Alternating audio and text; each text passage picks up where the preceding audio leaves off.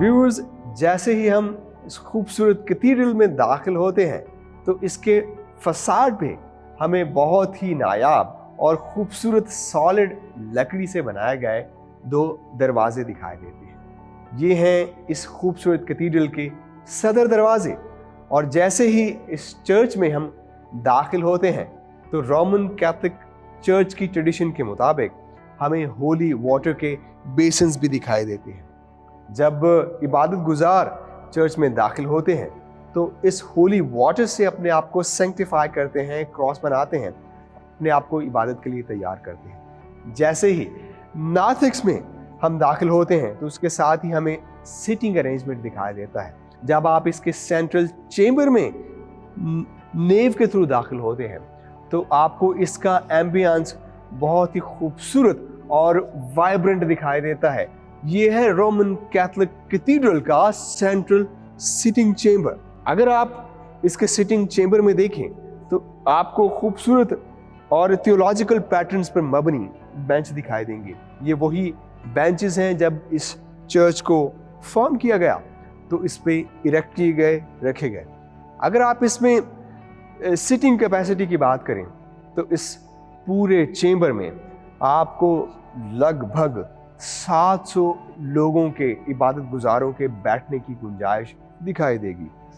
और जैसे ही आप नेव से इसके सेंट्रल चेंबर में आते हैं तो दोनों जानिब आपको रोमन आर्चेस दिखाई देती हैं। ये रोमन आर्चेस रोमन तर्ज तामीर से ली गई हैं जो कि राउंड आर्चेस हैं। और उसके अलावा आप एक और चीज़ इसमें देखेंगे कि इसकी चारों जानिब आपकी ऑल साइड्स पे आपको बहुत ही खूबसूरत चीज़ें, नवादरात दिखाई देंगे, जिसमें आपको 14 स्टेशंस भी दिखाई देंगे और बेशुमार आपको स्टैचूज भी दिखाई देंगे। स्टैचूज रोमन कैथोलिक चर्चेस में आर्टिस्ट्री का वो नमूना है जो कि तस्वीरी अंदाज में या स्कल्पचर्स के अंदाज में बाइबल मुक़द्दस के उन कैरेक्टर्स को मैनिफेस्ट किया जाता है, दिखाया जाता है, ताकि कॉन्ग्रेगेंट्स या इबादत गुजार उन कैरेक्टर्स के वसीले से बाइबल मुक़द्दस के उन पैगामात को समझ सकें। एक ख़ास बात इसमें देखिए, बेंचेस के साथ साथ आपको नीलर्स भी दिखाई देंगे।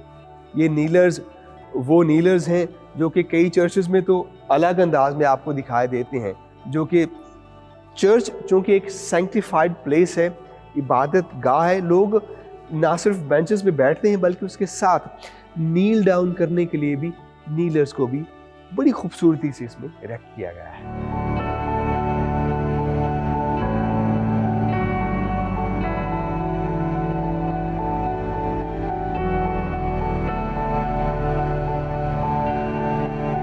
व्यूअर्स, अगर आप सेंट जोसेफ्स कैथेड्रल की आयल्स और इसके सिटिंग चेंबर के दरमियान देखें तो आपको लोड बेरिंग कॉलम्स दिखाई देंगे।